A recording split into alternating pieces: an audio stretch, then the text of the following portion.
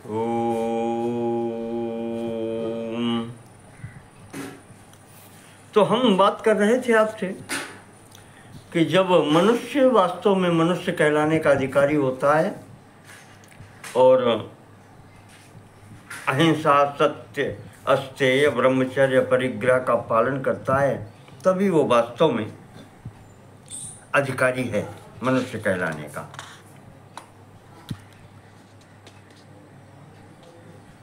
इस सीढ़ी से जब आगे बढ़ता है तब उसका चिंतन प्रारंभ होता है,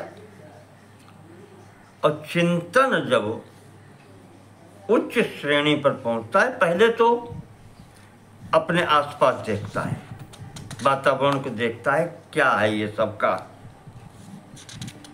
और जब ये पहुंचता है निष्कर्ष पर कि यहाँ सुख नहीं मिलता है कभी, दुख के अतिरिक्त और कुछ भी प्राप्त होने वाला नहीं है,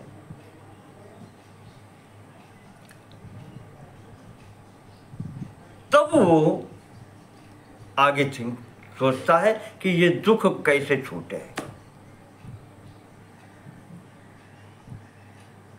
और वही वहां पर योग दर्शन में पंच क्लेश कहे गए हैं: अविद्या, अस्मिता, राग, द्वेष, अभिनिवेश। उनसे छूटने का उपाय क्या है?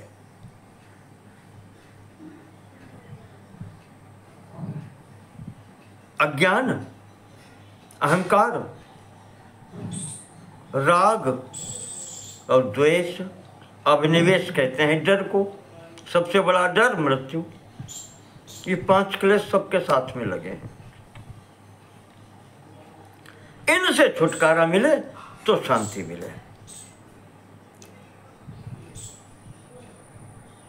तो उस स्थिति में जब आगे चलते हैं तो ये आता है हमारे यहाँ उपनिषदों में। श्वेताश्वतर उपनिषद है, उसमें प्रथम मंत्र यही है कि जब ऋषि मुनि इकट्ठे होते हैं ऐसे शुद्ध चित्त वाले व्यक्ति, तो वो चिंतन जब करते हैं तो कहाँ से प्रारंभ होता है? प्रथम मंत्र ओम ब्रह्मवादिनो वदन्ते। ये चिंतन करने वाले ब्रह्मवेत्ता कहे जाते हैं, ब्रह्मवादिना, जो ब्रह्म के संबंध में बात करते हैं, आत्मा परमात्मा के संबंध में बात करते हैं। वो उनका है कि वो इसके उसमें नहीं है। किम कारणम ब्रह्म कुतस्म जाता। इन सब का कारण या बनाने वाला परमात्मा सत्ता, जिसको ब्रह्म कहते हैं, वो कौन है? कुतस्म जाता, हम वयम जाता कुतः। हम सब लोग कहां से उत्पन्न हुए, कहां से आ गए? जीवाम केन कुछ संप्रतिष्ठा। किसके आधार पर जीवित हैं? रहते कहाँ हैं? कुछ संप्रतिष्ठा। हमारी स्थिति कहाँ है?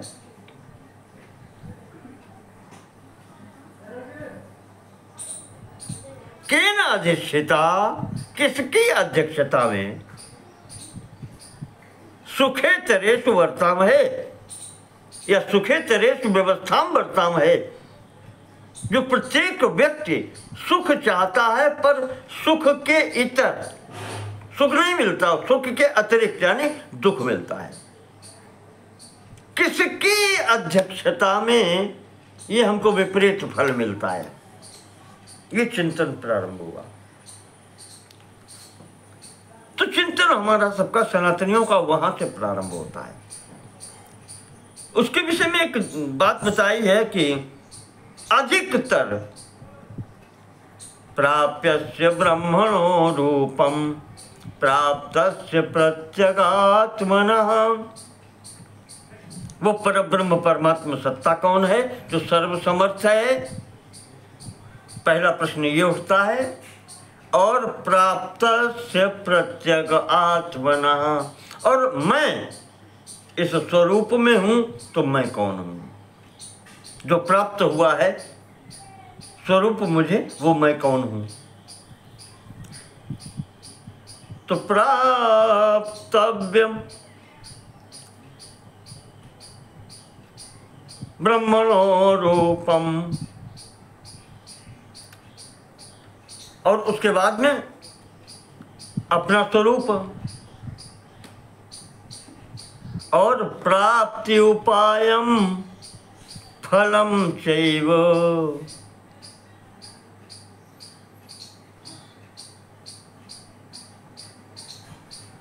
उस परमात्मा की प्राप्ति का उपाय क्या है।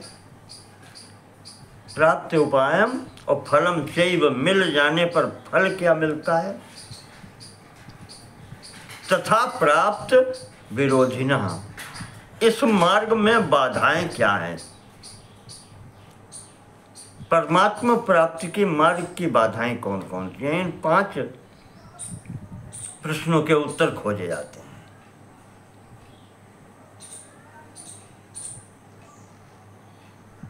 प्राप्तव्य ब्रह्मणो रूपम प्राप्तस्य प्रत्यगात्मनः प्राप्त्युपायं फलं चैव तथा प्राप्ति विरोधिनां वदन्ति सकला वेदा पुराणाच महर्षया। इसी पर चिंतन होता है। पुराण वेद महर्षि जो चिंतन करते हैं, इन्हीं के प्रश्न के उत्तर खोजे जाते हैं। तो इस प्रकार से जब हम यहाँ बढ़ते हैं आगे, तब ये श्रेणी है आगे बढ़ने की। तो उसी क्रम में ये मत्स्य पुराण का उपक्रम होता है, प्रारंभ होता है। शौनक जी पूछते हैं, भगवान ने सृष्टि कैसे रचना की। भगवान ने मत्स्य का अवतार, मछली का अवतार क्यों लिया। भगवान शंकर जी को स्वरूप भैरव कैसे हुआ, पुरारी कैसे हुए, वो कपाली क्यों कहे गए। तो ये विस्तार से आप बतावें। हमें भगवान के चरित्र सुन के तृप्ति नहीं हो रही। तो सूत जी कहते हैं कि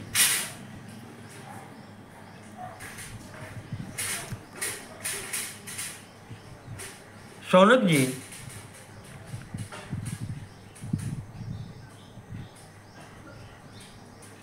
इसका उपदेश भगवान ने स्वयं ही किया है।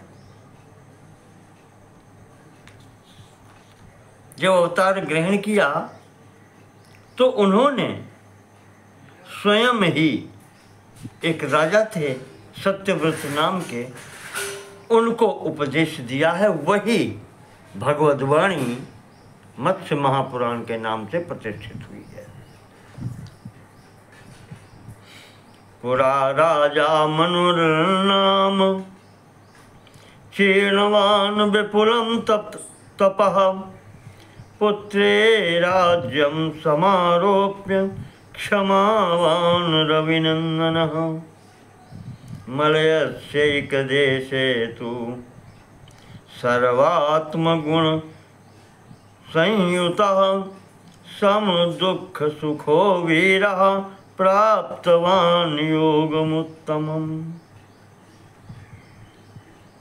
प्राचीन काल में एक राजा हुए मनुर नाम, जिनका नाम मनु कहा गया है। संपूर्ण अच्छे गुणों से संपन्न थे।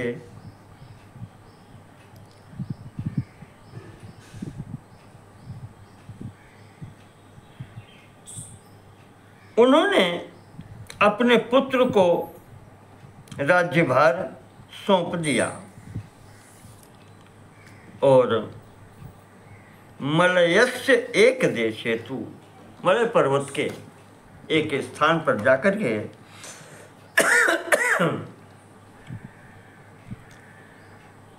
प्राप्तवान योगमुत्तमम्, तप का अनुष्ठान करने लगे और योगम उत्तमम प्राप्तवान, उत्तम योग की उनको प्राप्ति हो गई, अर्थात भगवान के उन्होंने दर्शन किए।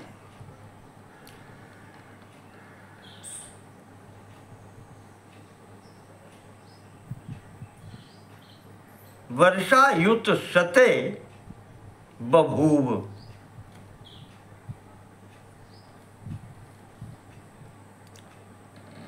अयुत 10,000 और शते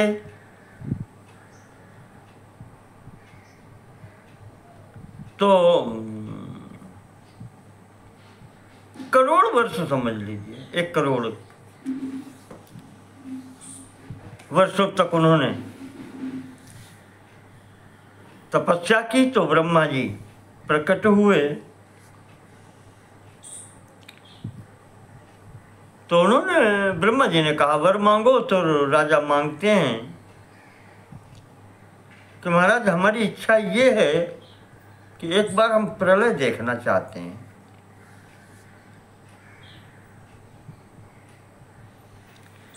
जब आप सोते हैं तो हमने सुना है कि प्रलय होती है, तो महाराज हम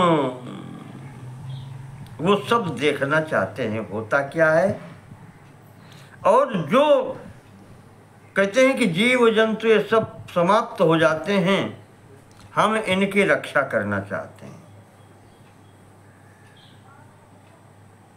भूतग्रामस्य सर्वस्य स्थावरस्य चरस्य च भवेयम रक्षणायालम प्रलये समुपस्थिते, हम इनकी रक्षा कर सकें महाराज, ऐसा वरदान दीजिए।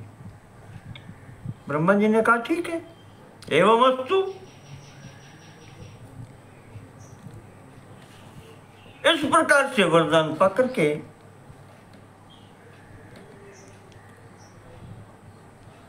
महाराज जी प्रसन्न हुए। देवताओं ने पुष्प वर्षा की। एक दिन बैठे थे पूजन पर, प्रातःकालीन तर्पण कर रहे थे, पितरों को जल दे रहे थे, देवताओं पितरों को। पपात पाण्योरुपरि शफरी जल संयुता, महाराज जी ने इस अंजलि में जल लिया तो उसमें मछली आ गई।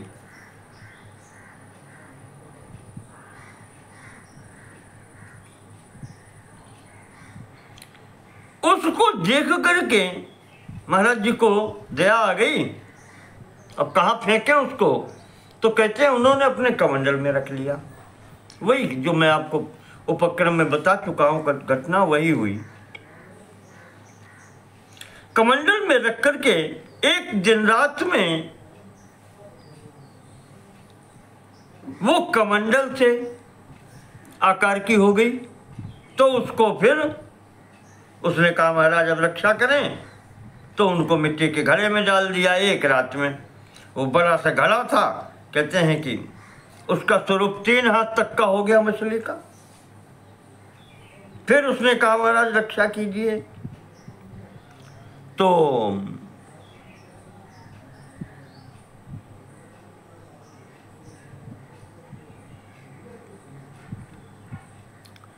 क्षिप्तोऽसौ प्रथुतामागात पुनर्योजन संहिताम, महाराज जी ने तालाब योजन भर का था विस्तार का, उसमें उसको छोड़ दिया। एक दिन रात में कहते हैं उस तालाब के बराबर उसकी आकृति हो गई। तत्राप्याह पुनर्दीनः पाहि पाहि नृपोत्तम, फिर भी वो दीन होकर के मछली कहती है राजन मेरी रक्षा करो, तो ये पात्र छोटा हो रहा है।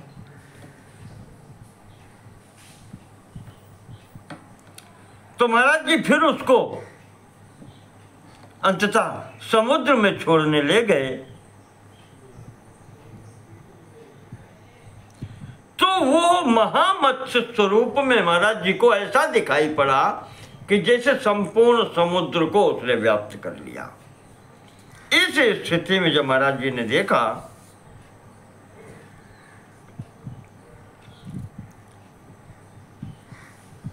तो अब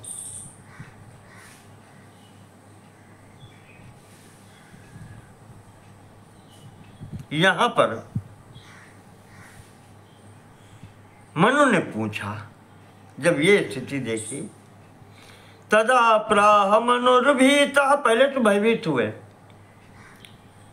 कोपि त्वम असुरेश्वरः, क्या कोई तुम राक्षस हो, दैत्य हो, असुर हो?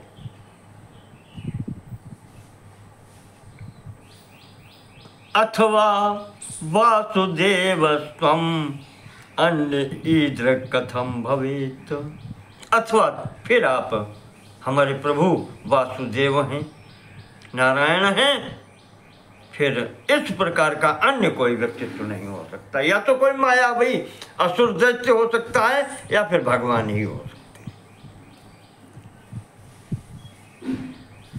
और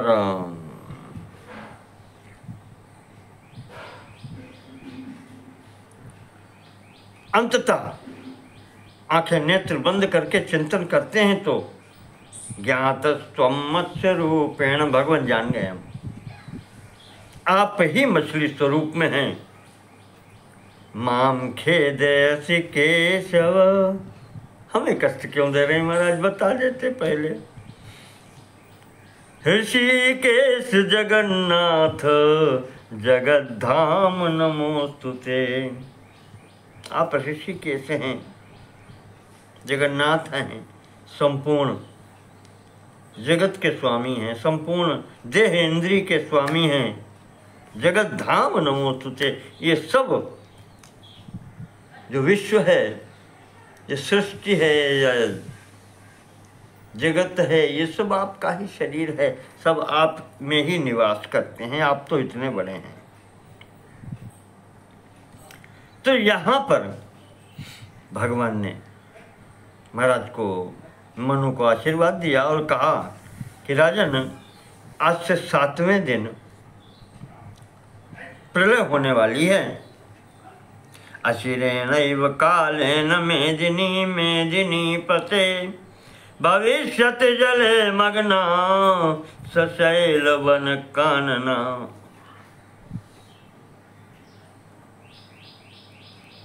आज के 7वें दिन ये संपूर्ण पृथ्वी प्रलय महासागर में समाप्त डूब जाएगी। तो एक नाव जो है देवताओं ने बनवाई है वो ये है, उन्होंने भगवान ने उनको दी और कहा कि स्वेदांडजोद्भिदो ये वही ये च जीवा जरायुजा, संपूर्ण 4 प्रकार के जीव जो हैं, स्वेदज, अंडज, उद्भिज और जरायुज।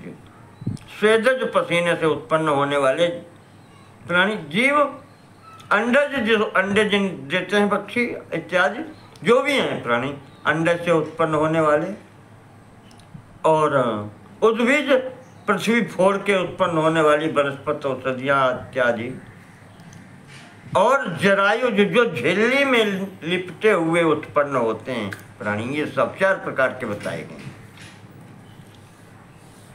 कहते हैं जितने प्राणी मात्र हैं, इनके सूक्ष्म शरीरों को आप इस नाव पर लेकर के अस्याम निधाय सर्वान स्थान अनाथान पाए सुब्रत, उन सबको लेकर के उनके तुम रक्षा करना, और जब युगांत होगा, प्रलय होगी, तो हम आ जाएंगे इसी स्वरूप में। और नागराज वासुकी होंगे, उनके द्वारा नाव अपनी मेरे सींग में बांध देना, और तो मैं भ्रमण कराऊंगा उस महासागर में तुमको। और जब प्रलय समाप्त होगी, सृष्टि प्रारंभ होगी, तो प्रथम सतयुग में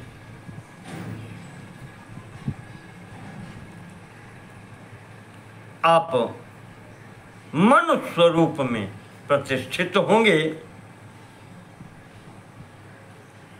और मनवंतर की स्थापना करने वाले होंगे। देव पूज्यो भविष्य से और देवताओं से भी के द्वारा सम्मानित होंगे आप। यहाँ नाम नहीं देते हैं। अभी मैंने कहा था श्रीमद् भागवत के अष्टम स्कंद में जो कथा आई थी उसमें सत्यव्रत नाम है राजा का, और वही जब प्रलय पश्चात सृष्टि प्रारंभ होती है तो वैवस्वत मनु, श्राद्ध देव मनु के रूप में आते हैं। तो इस प्रकार से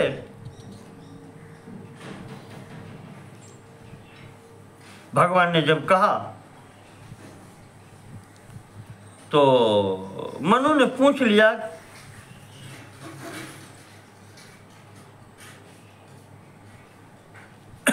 कि प्रलय होती कैसे है और भगवान फिर हम रक्षा कैसे करेंगे, आपके साथ मिलेंगे कैसे। तो इसके विषय में भगवान ने उन्हें बताया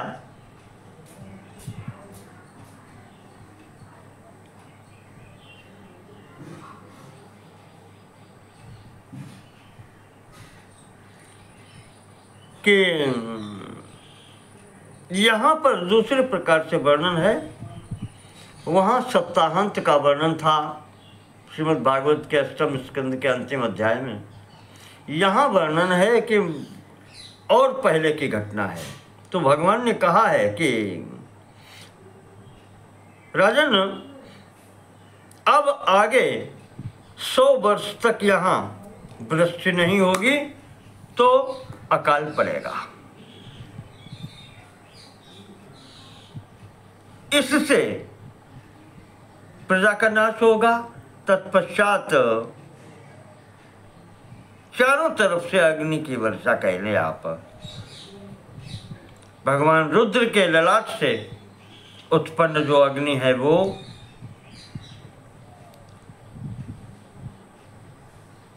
सूर्य महाराज के द्वारा निकली हुई गर्मी वो, और समुद्र में भी अग्नि बड़वानल के रूप निवास करती है वो सब, इन सब के प्रभाव से ये पृथ्वी भस्म जैसी हो जाएगी, राख हो जाएगी। और तब भयानक वर्षा होगी। संवर्तक, भीमनाथ, द्रोण, जंड, बलाहट, विद्युत, पताक और सोण नाम के ये जो 7 मेघ बताए गए हैं प्रलयकारी, ये पृथ्वी को डुबा देंगे। तब जितने जो 7 समुद्रवती पृथ्वी कही जाती है, 7 समुद्र मिलकर के एक हो जाएंगे।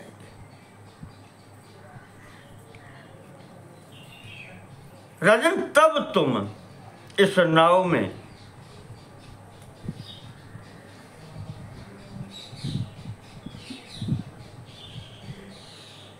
वेद नावमिमां गृह्य सत्व बीजान सर्व। महाराज जी ने इसको वेद रूपी नौका कहा है। वेद नावम इमाम, वेद ज्ञान, ज्ञान स्वरूप नौका है। इसमें सभी प्राणियों को बैठा करके, और कहते हैं कि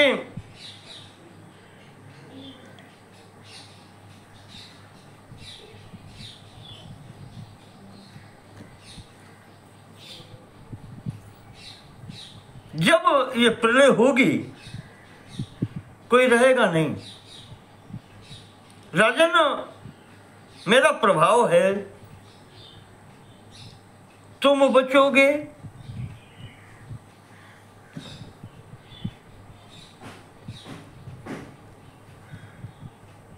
मैं तो रहूंगा ही, रहता हुई हूं सब सदैव। सूर्य, चंद्रमा,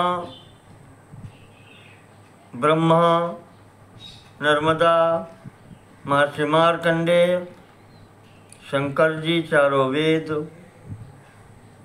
संपूर्ण विद्याएं, पुराण और ये नाव, संपूर्ण जीवों के सूक्ष्म शरीरों,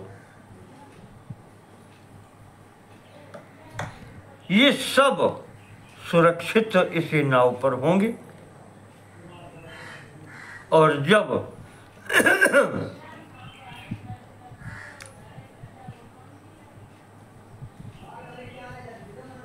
प्रलय के बाद सृष्टि प्रारंभ होगी, तो तुम्हारे द्वारा हम इस सृष्टि का आगे का संचालन करवाऊंगा। ऐसा कहकर के भगवान मत्स्य स्वरूप में जो थे वहां अंतर्ध्यान हुए और आगे जो मनु ये हैं राजा सत्यव्रत, ये योग का परिपालन करते हुए, योगाभ्यास करते हुए वो समय वहाँ पर बिताने लगे, कालक्षेप करने लगे। अंततः वह समय आया प्रलय काल का, यही सब स्थितियाँ बनी जो भगवान बता के गए थे। भगवान मत्स्य स्वरूप में, विशाल रूप में वहाँ पर प्रकट हुए। वासुकी नाग भी वहाँ पर, ये सर्प रूप ये भी आ गया। तब उन राजा मनु जो हैं, उन्होंने इन सब को जैसा भगवान ने उपदेश किया था नौका पर बिठाया, बिठा करके उस सर्प की रस्सी के द्वारा नाव को बांध दिया भगवान मत्स्य के सींग में। महाराज जी वहां पर प्रलय समुद्र में विचरण करने लगे। ऋषि, सप्तऋषि भी थे यहाँ। ऋषियों की प्रेरणा से, मार्कंडेय जी तो हैं ही, इन सब ऋषियों की प्रेरणा से यहाँ पर महाराज सत्यव्रत जी भगवान से प्रश्न करते हैं। और तब उन मत्स्य भगवान ने जो उपदेश किया है, सूत जी कहते हैं, उसे ही मत्स्य महापुराण कहते हैं और हम उसका वर्णन प्रारंभ करते हैं।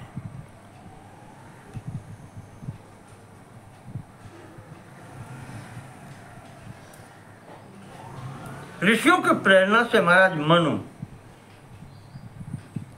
पूछते हैं, पहला प्रश्न उनका आता है कि भगवान उत्पत्तिम प्रलयम चैव वंशान मन्वन्तराणि च वंशानुचरितं चैव भुवनस्य च विस्तरम् दान धर्म विधिं चैव श्राद्धकल्पं च शाश्वतम् वर्णाश्रम विभागं च तथेष्टापूर्त संहितं देवतानां प्रतिष्ठादि यच्चान्यद् विद्यते भुवि तत्सर्वं विस्तरेण त्वं धर्मं व्याख्यातुमर्हसि। उत्पत्तिं प्रलयं चैव, सृष्टि की उत्पत्ति कैसे होती है, प्रलय कैसे होती है। मनवंतराणि च, मनवंतरों की कथा, वंशों की कथा और वंशानुचरितम, उन वंशों में उत्पन्न हुए राजाओं की कथाएं, ये भी बताएं आप। और भुवनस्य च विस्तरम, इस संपूर्ण सृष्टि का विस्तार बताएं। हो गया पूरा प्रश्न। सर्ग प्रतिसर्ग, वंश मनवंतर और वंशानुचरित, उसके बाद में पूरे भुवन का विस्तार, और इसके पश्चात दान धर्म विधि, पुण्य कर्म, उनके विषय में पूछा है। कैसे दान दिया जाता है, धर्म क्या करने चाहिए, श्राद्ध कल्पम च शाश्वतम, श्राद्ध इत्यादि कैसे करने चाहिए, वर्णाश्रम विभागम च, वर्ण और आश्रम का विभाग कैसे हुआ, इनके विषय में भी बताएं। इष्टापूर्त, अपने लाभार्थ और संसार के लाभार्थ।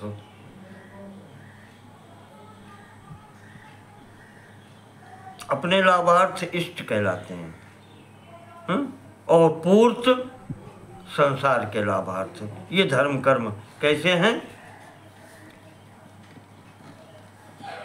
इनके विषय में बताएं। देवताओं के मंदिर, प्रसाद, ये स्थापना प्रतिष्ठा, इसके विषय में बताएं। अर्थात धर्म का उन्होंने पूछा कि हमारा कर्तव्य क्या है, वो सब आप विस्तार से बताएं। तो भगवान प्रारंभ करते हैं उपदेश। मत्स्योवाच महाप्रलय कालांते तदासीत् तमोमयम् प्रसुप्तमेव चातर्क्यम् अप्रज्ञातम लक्षणम् अविज्ञेयम् अविज्ञातम् जगत् स्थास्नु चरिष्णु च ततः स्वयंभूरव्यक्तः प्रभवः पुण्यकर्मणां व्यञ्जयन्नेतदखिलं प्रादुरासीत् तमोनुतः। कहते हैं जब मनु उपदेश कर रहे हैं, कहते हैं राजन, जब प्रलय समाप्त होती है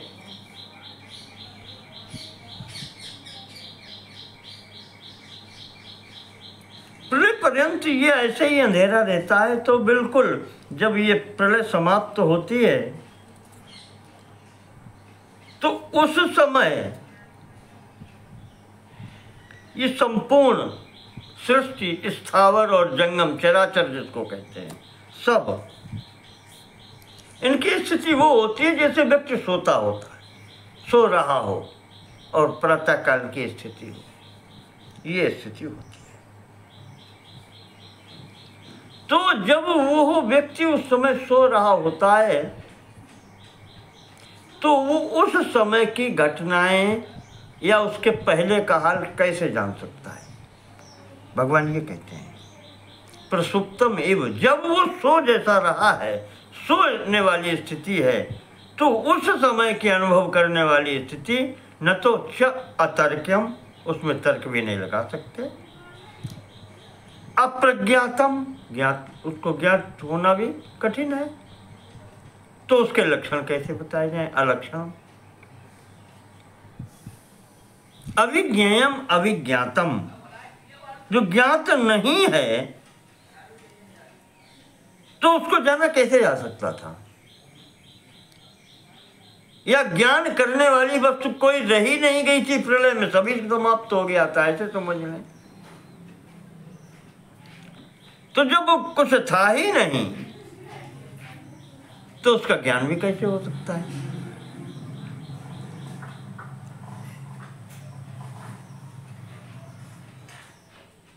तो उस समय कहते हैं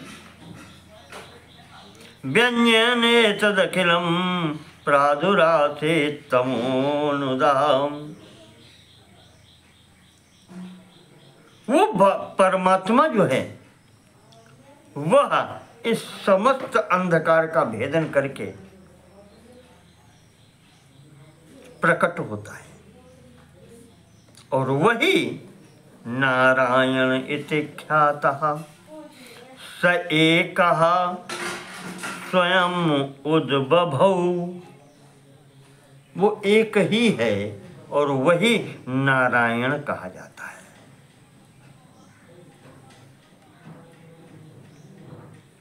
वही स्वयंभू है।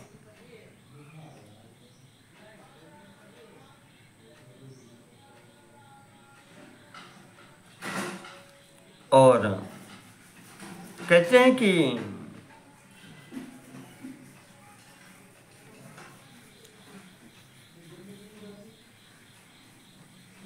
वो नारायण अकेले उत्पन्न हुए,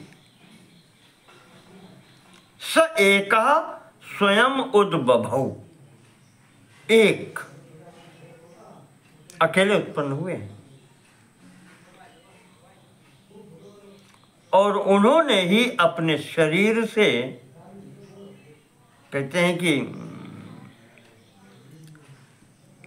सृष्टि करने की जब इच्छा हुई तो सर्वप्रथम जल की रचना की।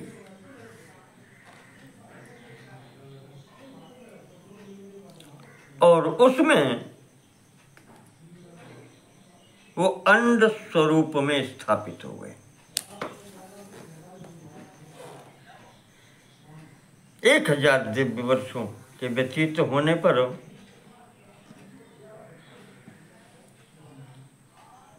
भगवान स्वयं भी उस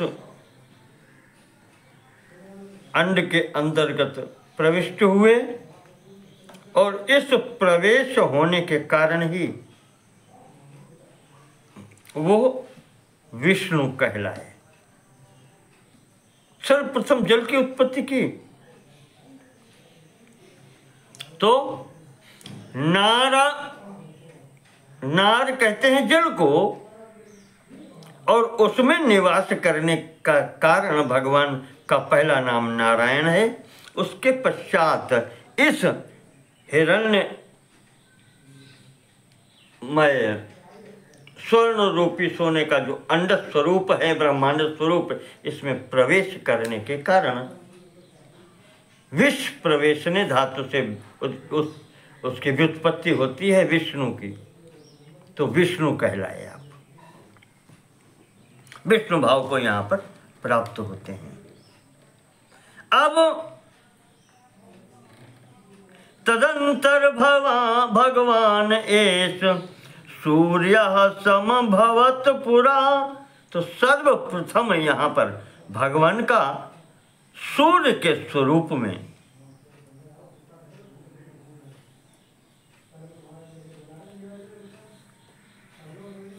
प्रकट होना होता है। आदिस्तयश्चादिभूतत्वात् ब्रह्मा ब्रह्म पठन्नभूत,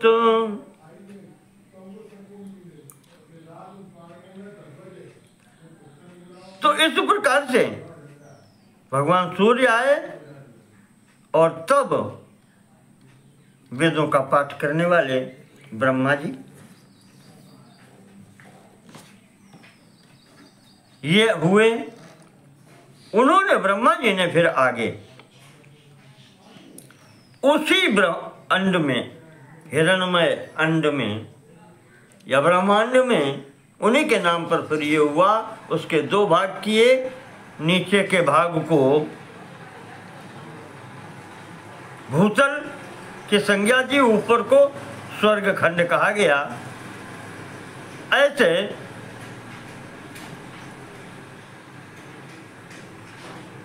उसी के अंतर्गत ही ये सब रचनाएं हुई हैं। जैसे अंडा होता है पक्षी का या अन्य जीव का, उसमें जो अंतर्गत सामग्री होती है उसके द्वारा फिर निर्माण होता है संपूर्ण शरीर का। ऐसे ही उस प्रथम अंड से भगवान के प्रवेश करने पर ब्रह्मा इत्यादि उत्पन्न हुए और इन्होंने फिर आगे सृष्टि की है।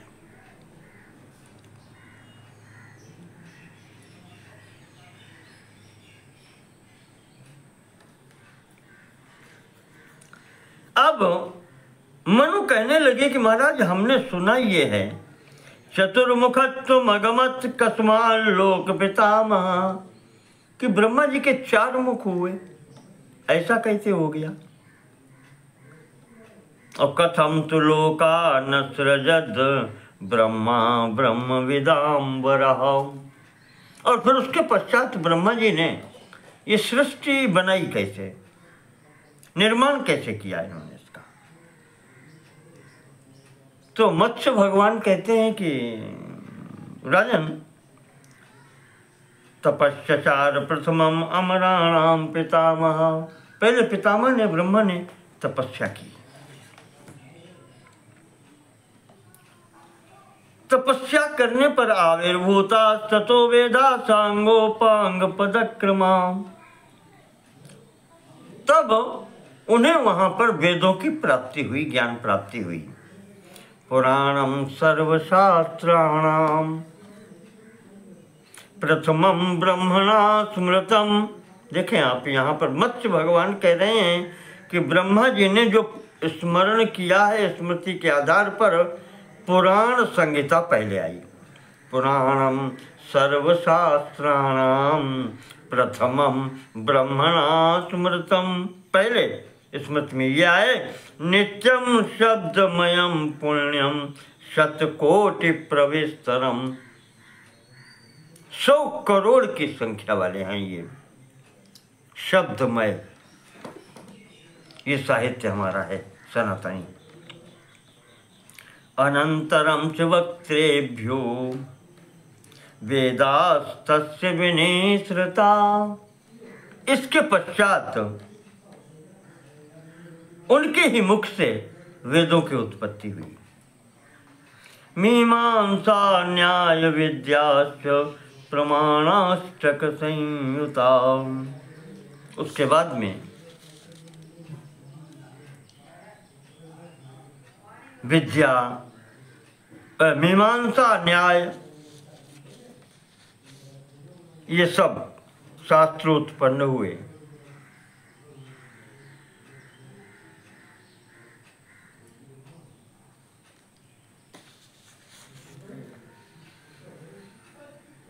प्रमाण अष्टक संयुता, 8 प्रमाणों की बात कही गई यहां पर है।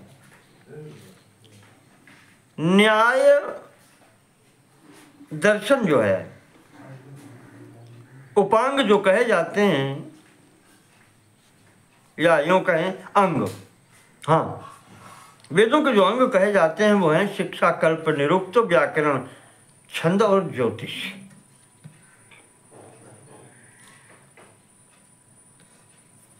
तो इसमें जो न्याय शास्त्र है, इनको दर्शन भी कहते हैं।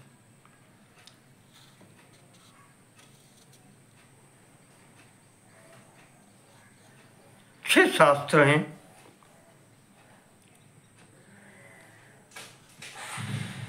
न्याय वैशेषिक, सांख्य, योग, पूर्व मीमांसा, उत्तर मीमांसा। इसमें अलग अलग विधान है अपना। हमारे यहाँ सनातनी साहित्य में 1 से लेकर के 8 तक प्रमाण माने गए हैं। संक्षेप से आपको बता दूं, चार्वाक दर्शन वाले केवल प्रत्यक्ष प्रमाण मानते हैं। प्रत्यक्ष के अतिरिक्त वो कुछ नहीं मानते। और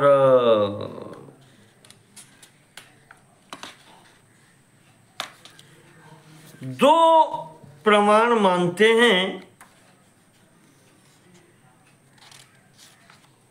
ये बौद्धा वैशेषिका द्वयम। बौद्ध जैन वाले ये, और वैशेषिक,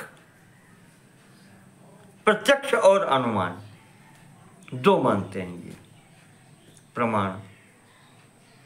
सांख्य योगाश्रयम, सांख्य वाले और योग दर्शन वाले, ये 3 मानते हैं। इनके साथ में आप्त और आ जाता है। आप्त वेद आदि या अच्छे ऋषियों मुनियों के द्वारा कही गई बातें, आप्त प्रमाण उसको कहते हैं। शब्द प्रमाण या आप्त प्रमाण, 3 हो गए इनके।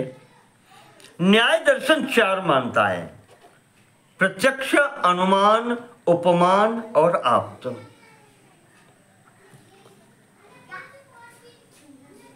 मीमांसा दर्शन में 2 मत हैं।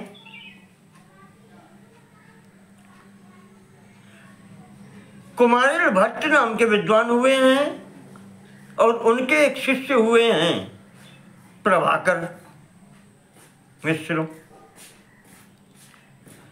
तो इसमें शिष्य जो है वो 5 प्रमाण मानता है। प्रभाकर जी प्रभाकर कहलाते हैं, उनके मतानुयायी। और गुरु जो थे कुमारिल भट्ट, भट्ट मतानुयायी, वो 6 प्रमाण मानते हैं।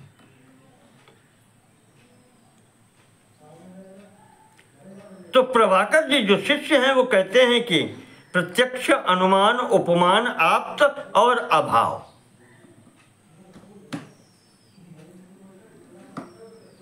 जबकि कुमारिल भट्ट ने इसमें एक और जोड़ा है, वो अर्थापत्ति नाम से एक प्रमाण। 6 प्रकार के प्रमाण वो मानते हैं। जबकि पौराणिक हमारे जो ऋषि मुनि हैं उन्होंने 8 प्रमाण माने हैं। इसीलिए यहाँ पर मत्स्य पुराण में 8 प्रमाणों की बात की गई है। वेदांतियों के जो प्रमाण थे प्रत्यक्ष, अनुमान, उपमान, आप्त, अर्थापत्ति और अभाव को उन्होंने अनुपलब्धि कहा है। कुमारिल भट्ट जी ने अभाव कहा है और तो वेदांतियों ने उसको अनुपलब्धि कह दिया है। और इनके अतिरिक्त एतीह और व्याप्ति 2 प्रमाण और ये मानते हैं हमारे पौराणिक। तो इस प्रकार से 8 प्रमाण। तो यहाँ पर वही इशारा किया गया, संकेत दिया गया है कि 8 प्रमाणों सहित मीमांसा, न्याय शास्त्र, वेद इत्यादि इन सब का ब्रह्मा जी से उत्पत्ति हुई। इसके पश्चात जब ब्रह्मा जी ने सोचा सृष्टि उत्पत्ति के लिए, तो उनके मानस पुत्र 10 हुए। और यहां ये कहा गया है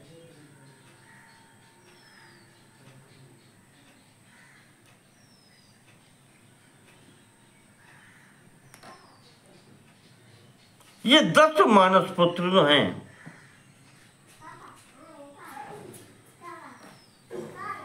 ये हैं मरीचि, अत्रि, अंगिरा, पुलस्त्य, पुलह और क्रतु। उसके पश्चात प्रचेता, फिर वशिष्ठ जी और फिर भृगु जी, और साथ में नारद जी भी आए। इन ऋषियों को ब्रह्मा जी ने अपने मन से उत्पन्न किया।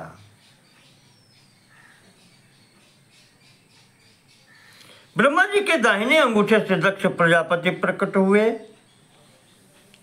उनके हृदय से कामदेव का जन्म हुआ।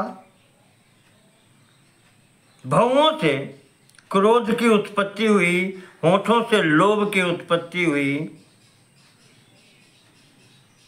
बुद्धि से मोह का तथा अहंकार से मद का जन्म हुआ। कंठ से प्रमोद का जन्म हुआ और नेत्रों से, कहते हैं ब्रह्मा जी के नेत्रों से मृत्यु की उत्पत्ति हुई।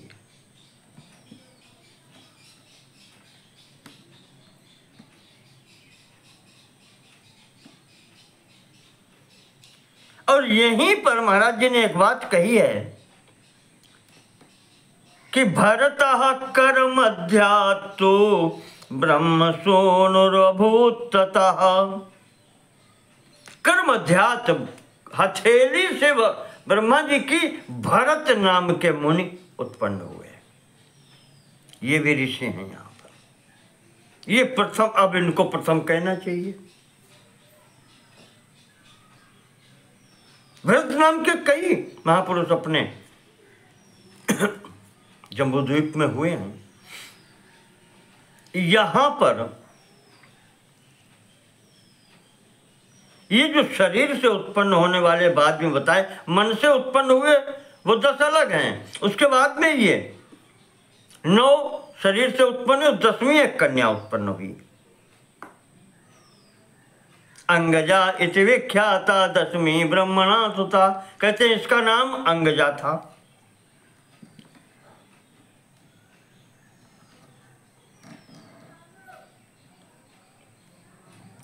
तो मनु ने पूछ दिया कि बुद्धेर मोहा समभवद इति यत् परिकेतितम, आपने कहा बुद्ध से मोह की उत्पत्ति हुई, और फिर इसी प्रसंग में कहा अहंकार स्मृता क्रोधो बुद्धिर नाम किमुच्यते। अहंकार, क्रोध और बुद्धि, इन सबका एक साथ में नाम लिया, उसके साथ में भी आपने बुद्धि को जोड़ दिया। तो ये सब है क्या?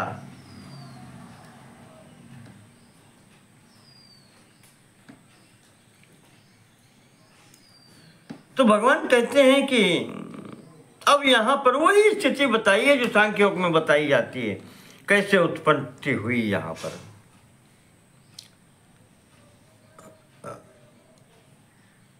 सविकारात् प्रधानात् महत्तत्वं प्रजायते।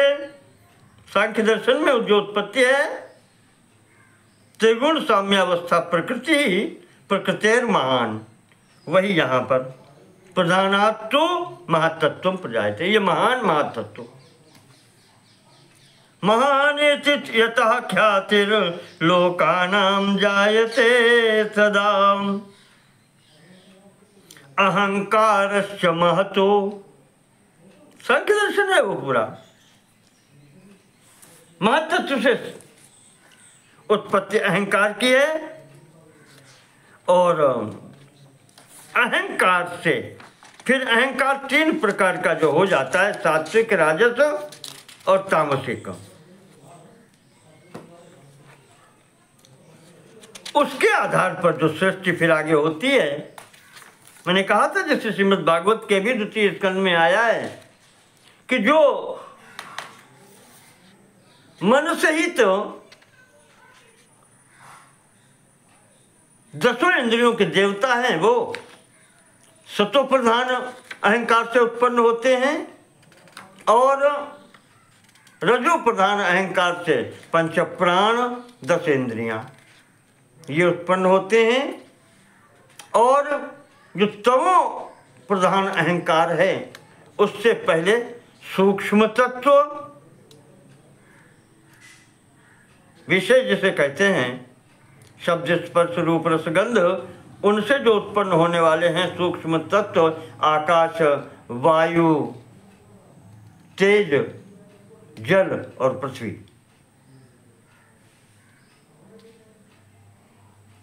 ये उत्पन्न होते हैं, और उनके पश्चात फिर इनका स्थूलभूत के स्वरूप में आते हैं। आकाश, वायु, अग्नि, जल और पृथ्वी, और उसके आगे फिर सृष्टि होती है, शरीर बनते हैं 25 तत्वों से, जो कहा जाता है।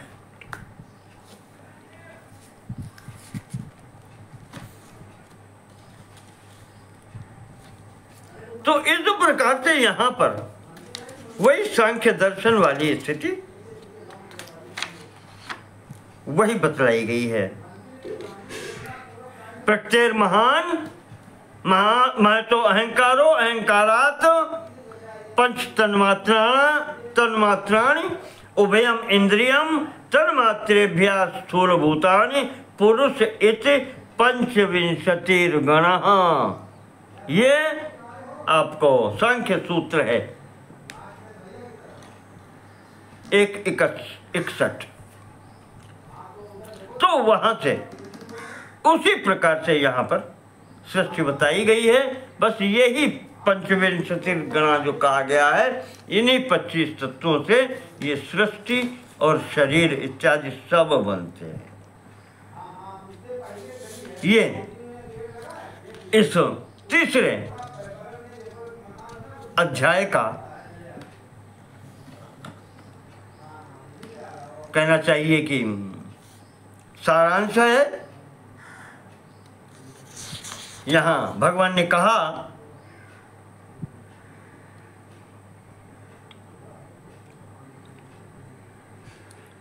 एभि संपादितं भुङ्क्ते पुरुषः पंचविंशकः। इन सबका जब संयोग हो जाता है,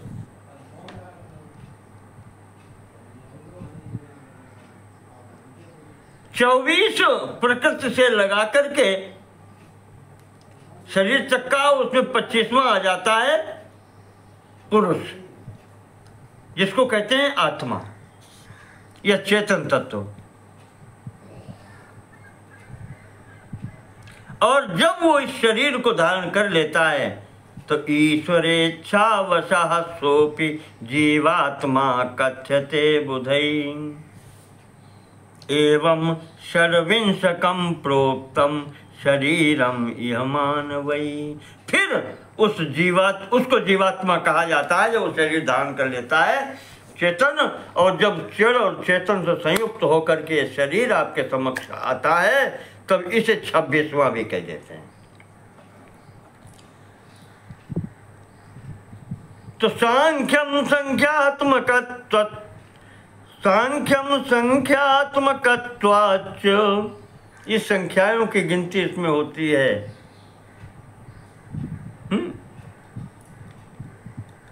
25, 26, इस कारण से, संख्यात्मक होने से इस विभाग को सांख्य दर्शन कहा गया है।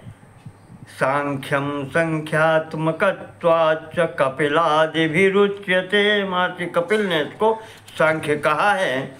एतत्तत्त्वात्मकं कृत्वा जगद वेदा अजीजनत। इस प्रकार से इन तत्वों का आश्रय लेकर के ब्रह्मा जी ने वेदा अजीजनत विश्वम, विधाता या ब्रह्मा जी सृष्टि की उत्पत्ति करते हैं।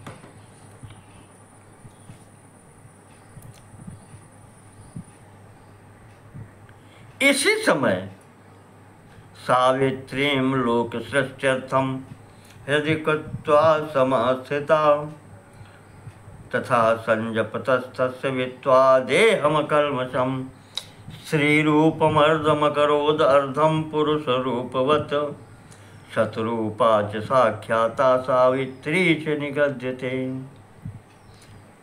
ब्रह्मा जी ने जगत की सृष्टि करने की जब इच्छा की है तो अपनी शक्ति का ध्यान किया। बिना शक्ति के कोई तो कार्य हो नहीं सकता। तपस्या प्रारंभ की, वो शक्ति उनकी है सावित्री जो कही जाती है उसका। कहते हैं ऐसे समय में चिंतन करते हुए उनका शरीर 2 भाग हो गए। आधा भाग स्त्री स्वरूप का हो गया, आधा पुरुष स्वरूप में हो गया।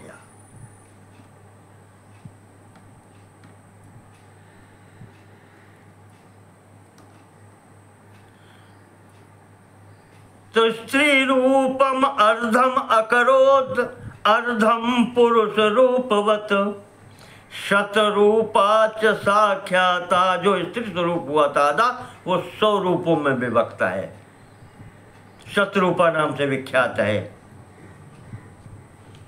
सावित्री च निगद्यते, उसी को सावित्री भी कहते हैं। सरस्वत्यथ गायत्री ब्रह्माणी च परंतप तथा स्वदेह संभूताम आत्मजामित्य कल्पयत। वही सावित्री, वही गायत्री, वही ब्रह्माणी,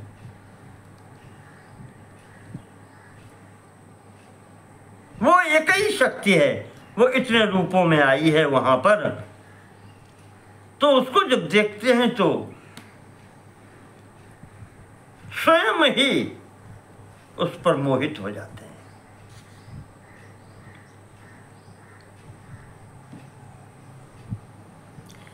तो वो जब सम्मुख आती है और झुककर ब्रह्मा जी को प्रणाम करती है तो कहते हैं कि प्रणाम करके जब उसने प्रदक्षिणा की ब्रह्मा जी की, तो उस समय ब्रह्मा जी ऐसे तटस्थ हो गए कि शरीर तो हिल नहीं रहा था, केवल नेत्र देखने के लिए चारों दिशाओं में इतने सम्मोहित हुए हैं कि इच्छा जागृत हो गई कि किसी समय यह नेत्रों से ओझल न हो। देखने की इच्छा होने के कारण दूसरा, तीसरा, चौथा, चारों ओर मुख प्रकट हो गए। इस कारण से कहते हैं कि चाहे ही नहीं,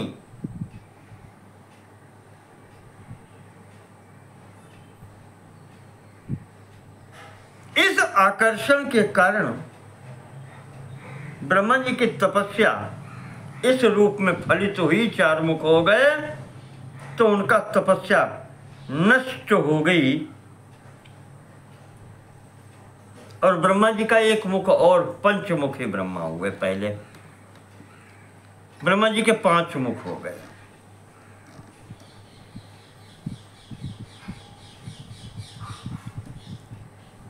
तेनोर्ध्वं वक्त्रमभवत् पंचमं तस्य धीमता।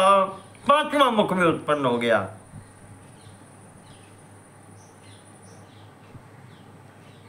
यत् सृष्ट्यर्थम यत्कृतं तेन तपः परम दारुणम तत् सर्वं नाशम आगमत् स्वसुतोपगमेच्छया। उस सावित्री की ओर देखने के कारण उनका सारा जितनी तपस्या उन्होंने की थी वो सब फल उसका समाप्त हो गया। इसके पश्चात ब्रह्मा जी ने अपने पुत्रों को आज्ञा दी, जो मानस पुत्र थे, कि तुम सृष्टि करो। तो पिता के द्वारा आज्ञा मिलने पर इन पुत्रों ने अनेक प्रकार की सृष्टि की।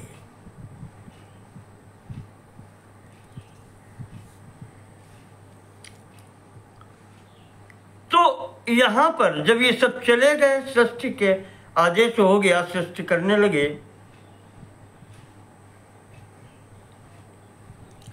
तो इस सावित्री स्वरूप को फिर ब्रह्मा जी ने स्वीकार किया और फिर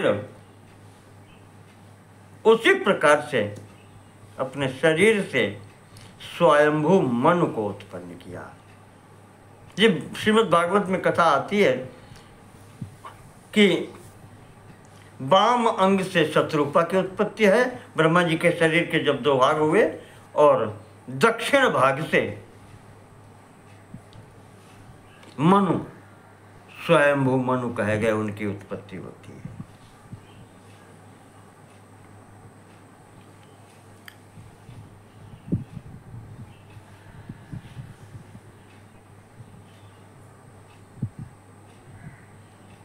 तो इस प्रकार से यहां पर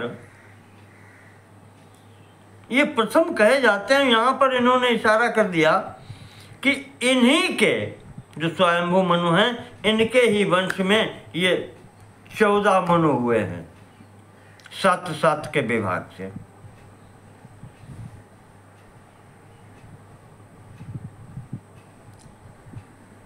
ऐसे एक मनु नहीं, ये जितने भी मनु हैं, महाराज जी ने कह दिया कि 14 मनु हुए। इस प्रकार से ये एक ही प्रकार से, इस प्रकार से इनकी उत्पत्ति हुई है। अब इसके आगे मनु पूछते हैं कि ये पुत्री सावित्री नाम की थी, इसको और ब्रह्मा जी ने बार बार देखा,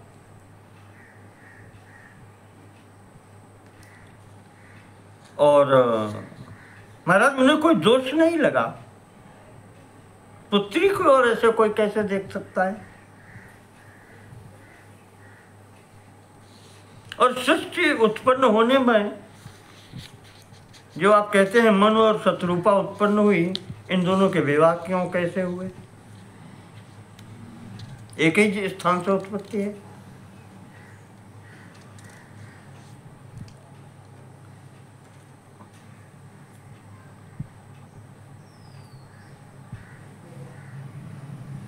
तो यहां पर महाराज जी ने जो मुख्य बात कही है, भगवान ने कि मनु उनसे राजन, जिन राजा को कथा सुना रहे हैं सत्यव्रत जी, जो आगे चल कर के वैवस्वत मनु होने वाले हैं, इनसे कहने लगे कि दिव्यम आदि सृष्टिस्तु रजोगुण समुद्भवा। कहते राजन, प्रकृति 3 गुण की साम्यावस्था है, रजोगुण और सतोगुण, रजोगुण और तमोगुण। और इनसे परे जो है वो एक सत्ता है, एकमात्र सत्ता। तो उत्पत्ति तो एक ही स्थान से होनी है।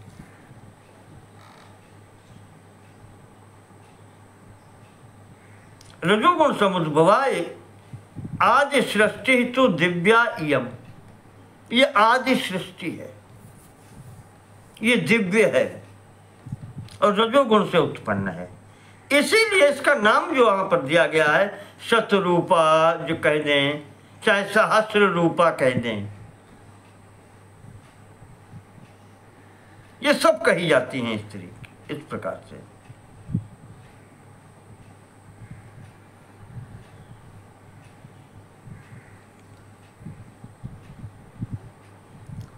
कहते हैं ये सब जो शक्तियां हैं, परमात्मा की शक्ति इसीलिए कही जाती है।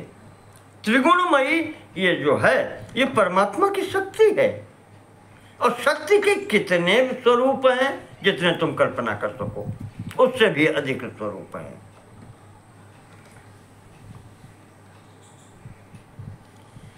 तो जो ये तुम यहां पर देख रहे हो, ये तुम्हारी बुद्धि की सीमा है, तुम कहां तक जा रहे हो। इसलिए तुम ब्रह्मा में दोष की कल्पना कर रहे हो। कहने का तात्पर्य कहते हैं हर जीव की, हर व्यक्ति की एक सीमा होती है। जैसे सर्प भागता है तो वो अपने बिल में जाने के लिए मार्ग जानता है। यथा भुजंगा सर्पाणाम आकाशम विश्व पक्षिणाम। सर्पों के मार्ग को सर्प जानते हैं, आकाश का मार्ग पक्षी जानते हैं। विदंति मार्गम दिव्या नाम, दिव्य पुरुष दिव्य मार्गों को जानते हैं। न मानवा, वो मार्ग मनुष्य जान ही नहीं सकते।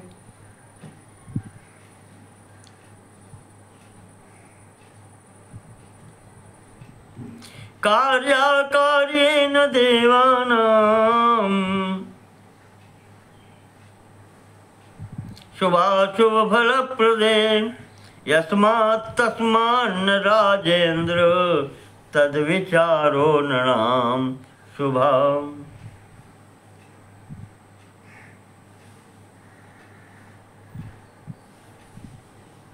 यहाँ पर कहा गया है कि कार्याकार्यम न देवानाम शुभाशुभ फलप्रदे। देवता लोग जो कार्य करते हैं, कार्य करें चाहे अकार्य करें, अच्छा करें बुरा करें, कहते हैं उनके कर्मों का शुभ अशुभ कोई फल नहीं होता। वह देव योनि ऐसी है कि वहाँ फिर जो भी करें, इंद्र इत्यादि का देखा है आचरण, शुभ अशुभ जो भी करें उनका पद समाप्त नहीं होता है, बने रहते हैं। आगे जो होगा देखा जाएगा। तो कहते हैं कि वो जो स्थिति बनती है उनका, उन कर्मों से जो मनुष्यों के होते हैं पाप और पुण्य, उनका देवताओं के लिए कोई मूल्य नहीं होता है। इसी प्रकार से देवताओं के जो चरित्र हैं वो मनुष्य के करने योग्य नहीं है होते हैं। मुझे एक याद आता है श्लोक, कहा गया है कि मातु पिता प्रभु गुरु कह वाणी बिनहि विचार करिय शुभ जानी। पर यहाँ जो का माता पिता अपना स्वामी और गुरु उनकी आज्ञा का पालन बिना सोचे समझे करना चाहिए। उसी संबंध में व्यास जी ने लिखा है कहीं कि यत् कृतम जामदग्नेन पितुरादेशवर्तिनाम। पिता की आज्ञा मानने वालों में सर्वश्रेष्ठ नाम लिया जाता है परशुराम जी का। परशुराम निज पितु आज्ञा राखी, मारे मातु लोक सब साखी। उसी के संबंध में सावधान किया व्यास जी ने।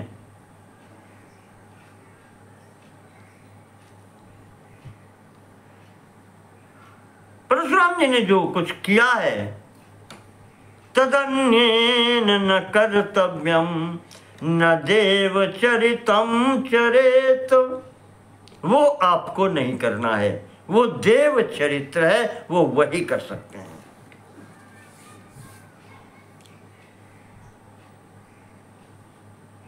यत्कृतं जामदग्नेन पितुरादेशवर्तिनाम तदन्येन न कर्तव्यम न देव चरितम चरेत। ऐसे ही श्रीमद् भागवत के 10वें स्कंद में रासलीला के अंतिम भाग में अंतिम अध्याय में कुछ तर्क लगाए हैं। परीक्षित जी ने महाराज ऐसा नहीं करना चाहिए, पर्दार सेवनम पर्दाराभिवर्शनम। तो सुखदेव जी ने कहा है कि परीक्षित न देव चरितम चरित। भगवान जो कर रहे हैं वो तुम मत करो, जो भगवान कह रहे हैं कि ऐसा करो वो तुम करो।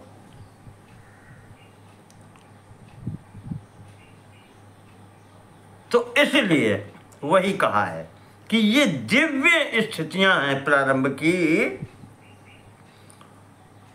वो सबके जानने की नहीं है। वेद राशि स्मृतो ब्रह्मा। हाँ, इससे पहले कह दिया यथा तपो न रहित छाया दृश्यते क्वचित। कहते हैं कि धूप बिना छाया के नहीं हो सकती। धूप है तो छाया भी होगी, सदैव रहती है।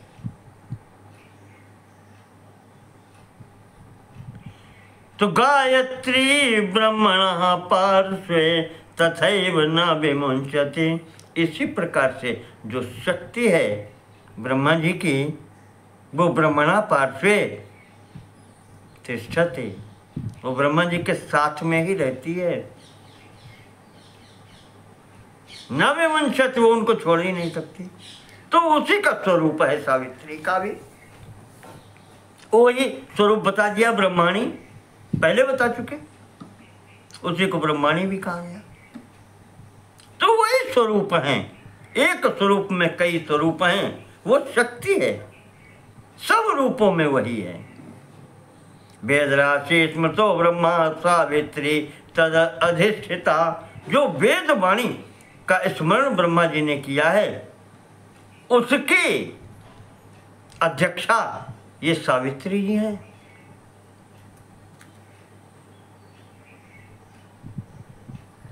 तस्मान कश्चित् दोषा स्यात् सावित्री गमने विभो।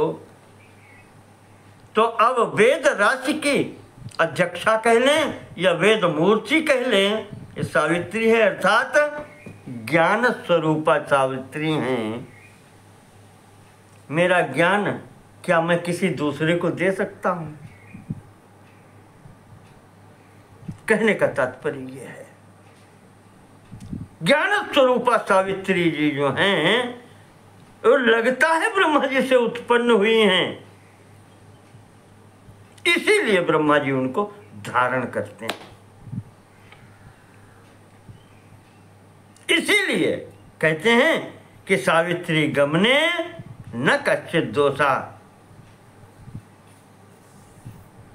ब्रह्मा जी के लिए कोई दोष नहीं है सावित्री को धारण करने में, वो उनकी है। फिर भी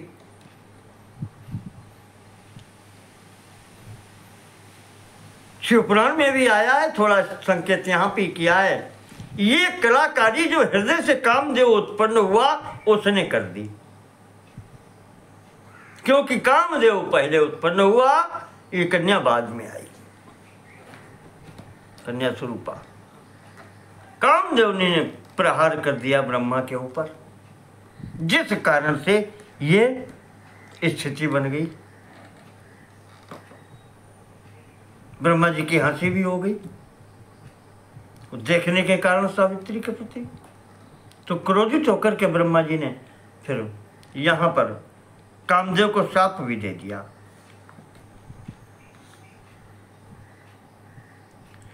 कि तुमने ये किया है,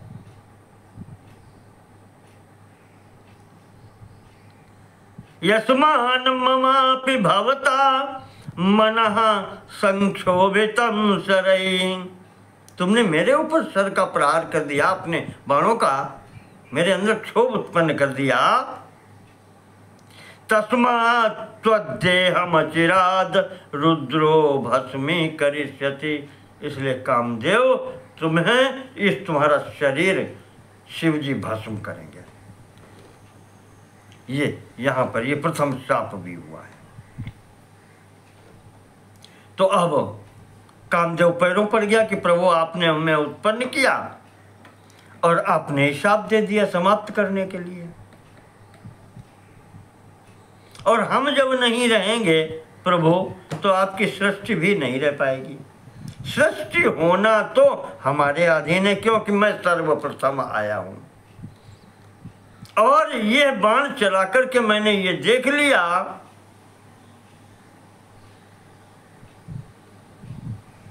अहम एवं विधा सृष्टा त्वयैव चतुरानन। महाराज आपने सृष्टि की इच्छा रख करके मुझे उत्पन्न किया था। इंद्रिय क्षोभ जन कहा सर्वेशामेव देहिनाम, इंद्रियों में क्षोभ करने वाला, इंद्रियों में विकार उत्पन्न करने वाला आपने मुझे सोच करके बनाया था, तो मैंने वो देख लिया आपके ऊपर प्रयोग करके कि मेरी विद्या सफल है। स्त्री पुंसोर विचारेण मया सर्वत्र सर्वदा क्षोभ्यामना प्रयत्नेन त्वयैवोक्तम पुरा प्रभो विभो। आपने ही आज्ञा दी थी स्त्री पुरुषों के मन में विक्षोभ करने की, तो हमारा अपराध क्या है? तस्माद अनपराधो हम त्वया सप्तस्तथा विदो विभो। विधाता पिताजी, आपने बिना अपराध के मुझे शाप दे दिया, शरीर समाप्त हो जाएगा,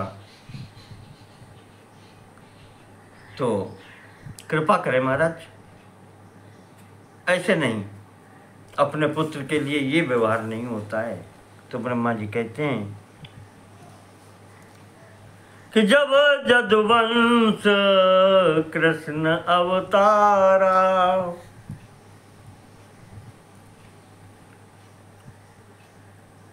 यदुवंश में जब कृष्ण का अवतार होगा तब उनके पुत्र रूप में तुम्हारा पुनः जन्म होगा, तब तुम्हें शरीर की प्राप्ति होगी। एवं शरीरमासाद्य भुक्त्वा भोगान अशेषतः ततो भरतवंशान्ते भूत्वा वत्स नृपात्मजः विद्याधराधिपत्यं च यावदाभूत संप्रभं सुखानि धर्मतः प्राप्य मत्समीपं गमिष्यसि। ब्रह्मा जी ने कहा कि कृष्ण के पुत्र के रूप में उत्पन्न होकर के वहां तुम संपूर्ण भोगों को भोग करने के पश्चात, ये भरत वंश है जिसमें तुम्हारा जन्म होगा, दुष्यंत के पुत्र भरत हुए थे उस वंश में। अंततः एक राजा होंगे,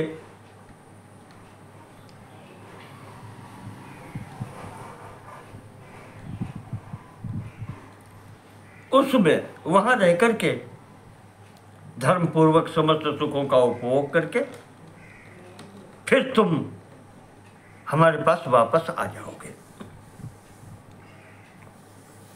ये जो आशीर्वाद दे दिया। एवं शाप प्रसादाभ्याम उपेता कुसुमायुधा शोक प्रमोदाभियुतो जगाम स यथागतम। तो इस प्रकार से कामदेव का प्रसंग सुनाया। अब मनु पूछते हैं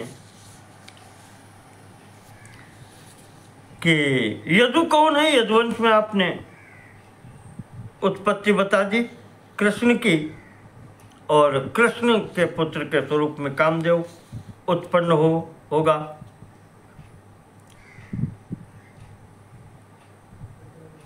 तो इस बात का, और भगवान रुद्र ने कामदेव को भस्म कैसे किया, इन सब का वर्णन करें।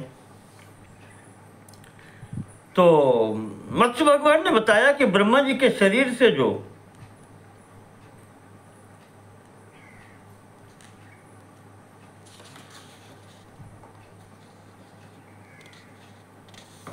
हम पहले बता चुके हैं कि 10 मानस पुत्र हुए, और उन्हीं के द्वारा आगे चल करके सृष्टि हुई।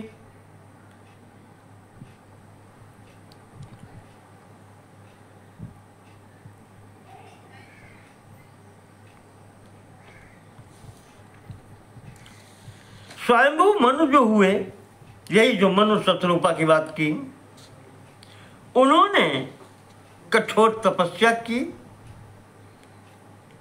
फिर उनको 2 पुत्र की प्राप्ति हुई, प्रियव्रत और उत्तानपाद।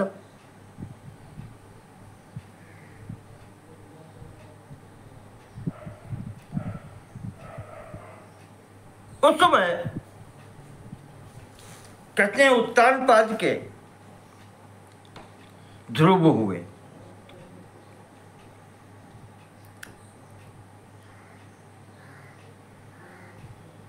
और इसी वंश में आगे चल करके चाक्षुष मनु उत्पन्न हुए हैं।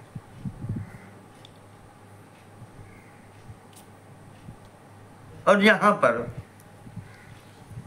संक्षेप से थोड़ी वंशावली दी गई है।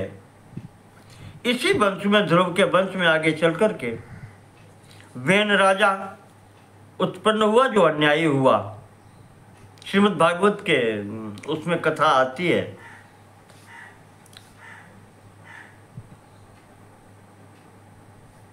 तो वहां पर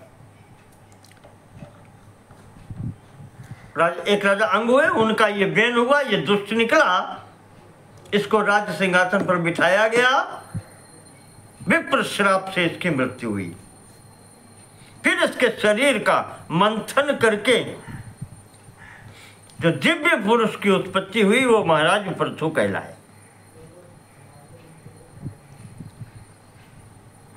और उन पृथु नाम के जो पहले राजा कहे जाते हैं, जो प्रजा का रंजन करने के कारण प्रजा की संपूर्ण व्यवस्था उन्होंने की, इसलिए वो राजा कहे गए। उनके अंतर्धान और हविर्धान नाम के 2 पुत्र हुए। अंतर्धान के शिखंडिनी के गर्भ से यहाँ पर आया है, अंतर्धानस्तु मारीचम शिखंडिन्याम अजीजनत। अंतर्धान की पत्नी का नाम शिखंडिनी है, उनके पुत्र हुए मारीच। और हविर्धान जो हुए, उनके संयोग से बर्धिश, सांग, यम, शुक्र, बल और शुभ, इनका जन्म हुआ। ये बर्धिश जो है, ये राजा प्राचीन वर्य कहे गए हैं और इन्हीं को नारद जी ने चतुर्थ स्कंद श्रीमद् भागवत में जो पुरंजन उपाख्यान आया है उसकी शिक्षा दी है। इन प्राचीन वर्य के 10 पुत्र हुए,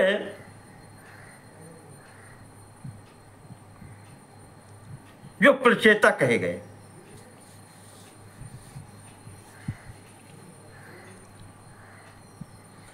इन प्रचेताओं का विवाह एक चंद्रमा की कन्या थी, मारिशा नाम की, उनके साथ हुई और उनके संयोग से एक दक्ष नाम के पुत्र हुए।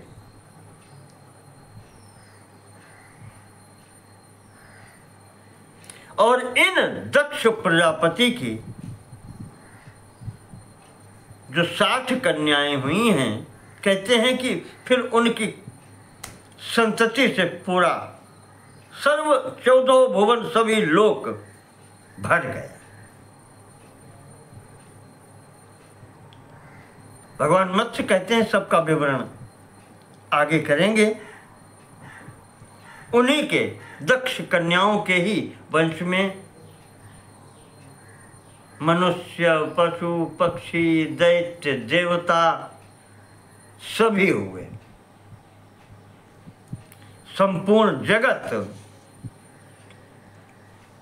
उनके 60 कन्याएं थीं।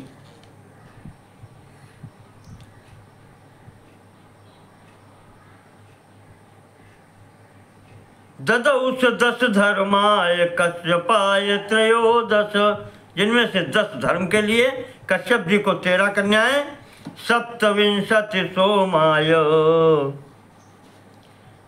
27 चंद्रमा को, ददौ नक्षत्र संगीता देवासुर मनुष्यादिताभ्या सर्वम अभूत जगत। यहाँ पर 10 और 13 23 27 50 पुत्रियों का यहाँ पर यह वर्णन दे दिया है और इसके बाद में अन्य का विवरण दिया गया। आज का प्रसंग हम यहीं स्थगित करते हैं। आगे पूछने पर, ऋषियों के भी पूछने पर सूत जी इन दक्ष और इनकी कन्याओं की स्थिति आगे बतलाएंगे। तो आज का प्रसंग यहीं स्थगित करते हैं। नमो नमः सर्वेषां कृते धन्यवाद। 2 भाग हो गए हैं, स्वीकार कीजिएगा। विघ्न होकर के पहला भाग अलग हो गया।